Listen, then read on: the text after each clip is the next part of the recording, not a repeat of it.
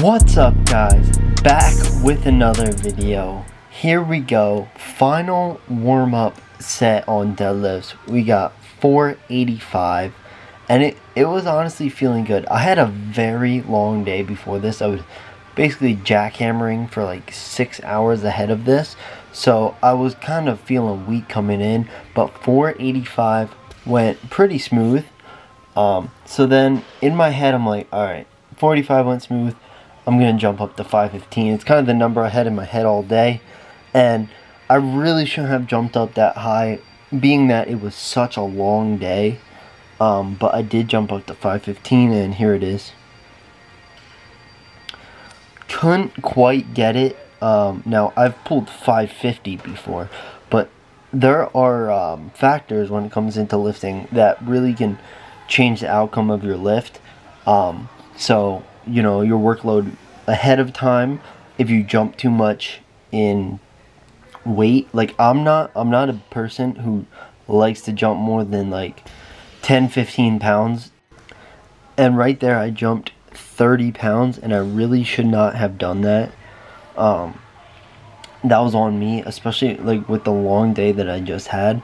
But something I didn't mention on YouTube, didn't mention to anyone really, except my powerlifting coach and one other friend of mine, that I actually 2 weeks prior to this, that's why you haven't really seen too much squats after the one where I said it flew up with the 425. So the next time I squatted, I was warming up with 315, and basically I pulled my hamstring. So I pulled my hamstring, and for 2 weeks I couldn't exactly squat to what I wanted to. I had to back it down to very light squats for 2 weeks, and then I had to kind of catch up. So these videos are actually filmed, like these videos are 2 weeks behind, so I'm actually 1 week out from my meet as I'm recording this voiceover. But so for 2 weeks I kind of had to train in a deficit, and then for 2 weeks I had to catch up. So I basically set myself back 4 weeks. So the fact that the 515 didn't exactly go up, I'm not too disappointed in that. Going into my meet, I really should be 4 weeks further than what I am right now. But we're going to take it. I'm 1 week out and I'm actually feeling pretty strong. So I'm probably not as strong as I would have been if I didn't pull my hamstring.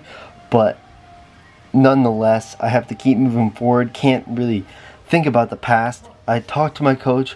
We're adjusting the numbers going into the meet, so everything's good on that end.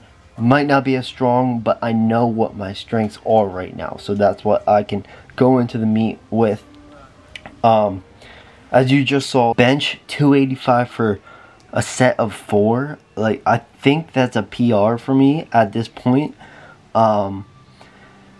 285 for 4, I mean, that's crazy to think about for me, because I remember, like, I don't know, I want to say it was 3 years ago or something like that, I hit 275 for 1, and like it was like the greatest like accomplishment ever. And the fact that, you know, I could hit 285 for 4 is like it's kind of just awesome, like looking back how far I've come in my lifting career, and it's just pretty cool. But squats here, as I back down on these squats, this is actually when my hamstring started to feel a little better. I had it wrapped up for 2 weeks. I had compression on it for 2 weeks, and actually in my last video you could kind of see the bandage poking through on my one bench set. And I was hoping nobody noticed, and nobody did notice. But I don't like to really talk about injuries until they're fully healed, which thank God it was healed as quick as it was, because if I wasn't able to compete, like it would have torn me down. But thank God that it was healed. But moving forward, from this past week, so this past week was 2 weeks out, that's when it actually started to feel like completely fine. Like I didn't have to try and baby it as much. Like, even throughout the process, I was still squatting. Like I said, I just backed down the weight. So that was that. And deadlifts, like, I felt it as I felt my hamstring on deadlifts, but not as much as when I felt on squats. Like, there were certain movements I could actually do on leg day where I didn't feel my hamstring as much, but like any pressing movements, I automatically felt it. So for 2 weeks, like I said, it felt really bad, and then it healed up. And like, if it didn't heal up within 2 weeks, it would have been a big issue. So like, if that would have happened 2 weeks out from a meet, that would have been a huge issue. Going in, I know my bench is pretty strong.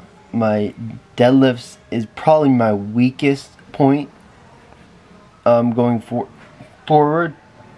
Excuse me, because I did say squats were my bread and butter. Like, 5 weeks out, they were the best movement that I was feeling. And it just sucked that I had to get injured on the best movement out of my 3. But so right now I would say bench is my best, then squats, and then deadlift. Because for deadlift, for me, like, I need a ton of volume, and I couldn't deadlift as much going with that hamstring injury. So it's all good. We're moving forward. We're gonna push through, and we're gonna come strong on meet day. So I want to thank you guys for watching the video. Like, subscribe, and I will see you guys next time. Peace.